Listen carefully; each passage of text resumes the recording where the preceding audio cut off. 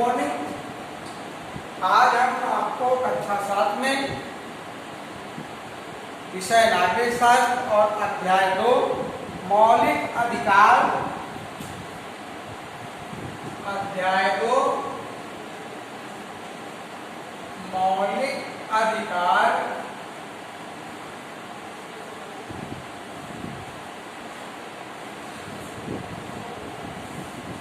कर्तव्य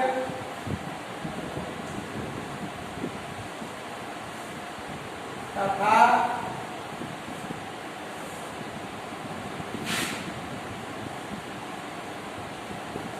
नीति निर्देशक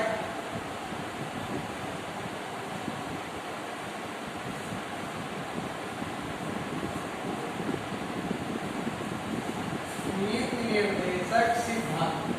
इसके बारे में हम आपको पिछले क्लास में मौलिक अधिकारों के बारे में बता चुके हैं। तो मौलिक अधिकार हमको, जब हमारे संविधान का निर्माण हुआ तो हमें 7 मौलिक अधिकार दिए गए, जिनमें से 1978 में एक मौलिक अधिकार को वैधानिक अधिकार की श्रेणी में ला दिया गया और वह था संपत्ति का अधिकार।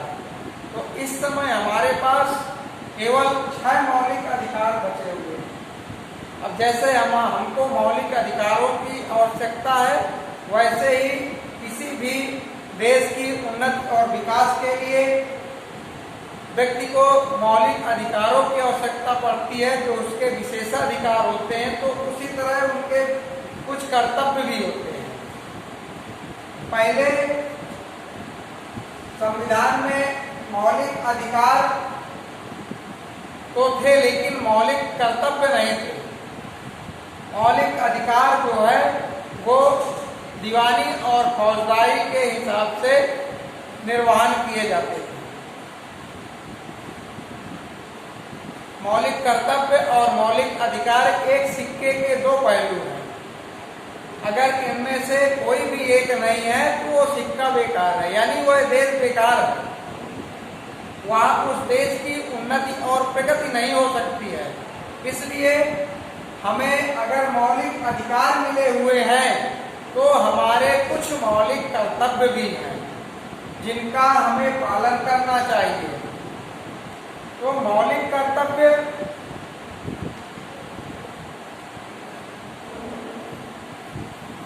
बयालीसवें संशोधन द्वारा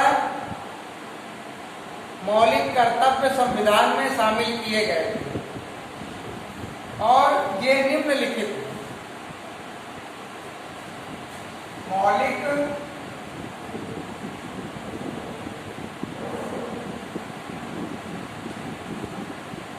कर्तव्य।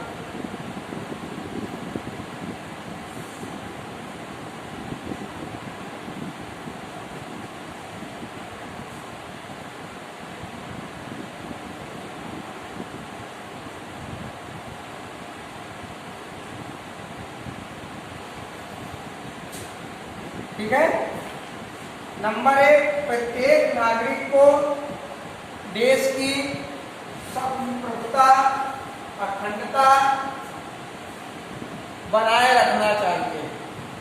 नंबर 2, राष्ट्रीय स्वतंत्रता व संघर्ष को प्रेरित करने वाले आदर्शों का अनुकरण करना चाहिए, जिन्होंने हमारे देश को आजाद कराया है, हमारे देश को स्वतंत्रता दिलाने में संघर्ष किया है। उनके आदर्शों का पालन करना चाहिए, उन व्यक्तियों को सम्मान देना चाहिए।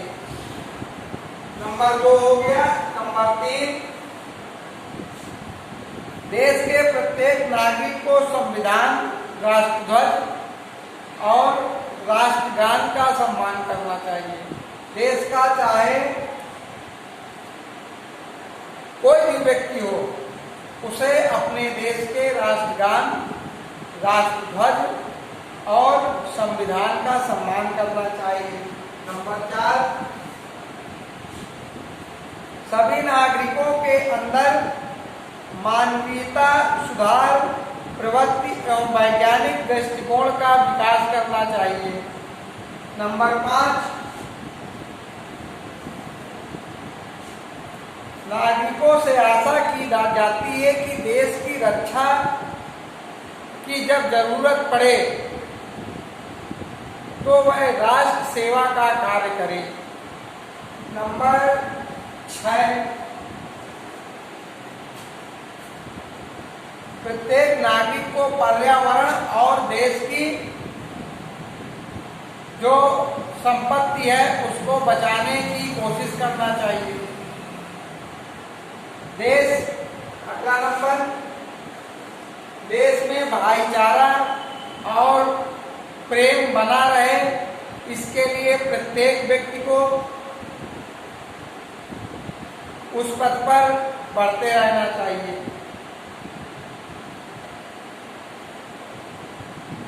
नंबर 8, सार्वजनिक संपत्ति की रक्षा करना चाहिए, उसे कोई नुकसान ना पहुंचा पाए, इससे देश की उन्नति होगी। नंबर 9, व्यक्तिगत एवं सामूहिक कार्य व्यवहार से सभी नागरिकों को उत्कृष्टता प्रदान करने का प्रयास करना चाहिए, जिससे देश की निरंतर उन्नति होती रहे और उपलब्धियों की भी प्राप्ति हो सके। नंबर 9 ये हो गया। नंबर 10,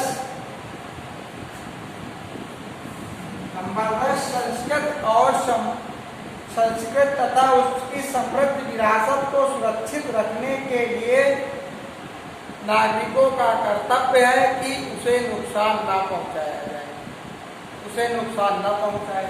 तो ये हमारे 10 मौलिक कर्तव्य दिए गए।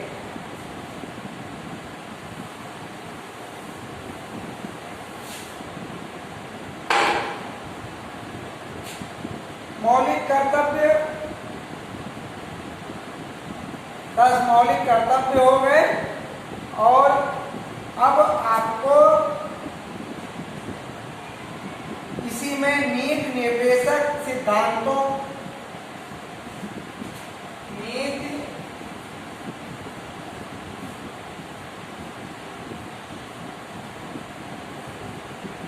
निर्देशक सिद्धांत, इनके बारे में भी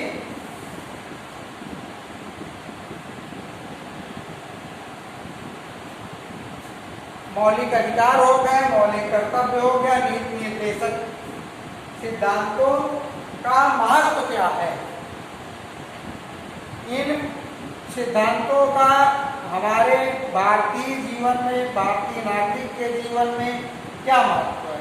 संविधान में नीति निर्देशक सिद्धांतों को शामिल करने का भी एक कारण है। जो ये नीति निर्देशक सिद्धांत संविधान में शामिल किए गए, इनका भी एक कारण है। संविधान निर्माता भारत के कल्याणकारी राज्य की स्थापना के पक्ष में थे। उनका ऐसा मानना था कि भारत का जो संविधान बने वो कल्याणकारी बने, सभी का कल्याण करने वाला हो, किसी जात विशेष वर्ग धर्म से मतलब नहीं था। इस उद्देश्य को प्राप्त करने के लिए अनेक सुधार जरूरी थे। तो जहाँ पर बहुत से अलग अलग विचारधाराओं, धर्म और जाति के लोग होते हैं तो वहाँ पर ज़्यादा सुधार की जरूरत होती है। ये सुधार धीरे धीरे ही किए जा सकते थे। एक साथ अगर किसी के ऊपर कोई वर्डन डाल दोगे तो वो विचलित हो जाएगा। तो जो भी सुधार होते हैं वो धीरे धीरे ही किए जाते हैं। नीति निर्देशक सिद्धांतों को इसी कारण न्यायिक रूप से बाध्य नहीं किया गया। इसीलिए एक ऐसे सिद्धांत है, ऐसे रूल हैं जिसमें से मुकदमा नहीं दर्ज हो सकता, बाध्य नहीं किया गया है किसी तरह से। अतः इन्हें संविधान में सरकार को दिशा निर्देश देने के लिए ही स्थान दिया गया है। ये ऐसे सिद्धांत हैं जो सरकार को दिशा निर्देश देने के लिए ही है। तो आज के लिए इतना ही काफी है और नेक्स्ट टाइम आपको अगला प्रश्न लिखाए जाएंगे। Thank you.